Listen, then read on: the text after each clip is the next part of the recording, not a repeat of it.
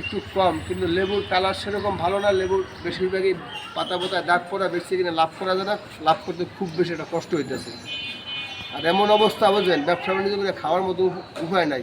গরিব মানুষ ঢাকা ছেড়ে চলে যাওয়া লাগবে, না খাই মরে যাওয়া লাগবে দিনের পর দিন। অবস্থা ভালো বেশি একটা সুবিধাজনক না। সারাদিন পরিশ্রম করার পরেও 500 টাকা 1000 টাকা নিয়ে বাসায় যাওয়া যায় না, অথচ প্রতিদিন খরচ আছে 1200 টাকা। ঘর ভাড়া, খাওয়ান, পোলাপানের খরচ, কোনো একটা হইলে একটা হয় না।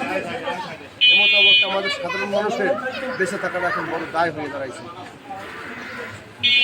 আশা করি মাননীয় প্রধানমন্ত্রী এর আশু প্রতিকার করবেন এবং আমাদের গ্রামের এই সিটি কর্পোরেশন কাউন্সিলর যারা আছে এদের মাধ্যমে, জনপ্রতিনিধি যারা আছে এদের মাধ্যমে এই দিনের পরিবর্তন ঘটাবেন, এই আশা, এই প্রত্যাশা ব্যক্ত করে আজকের মতো আমার মনের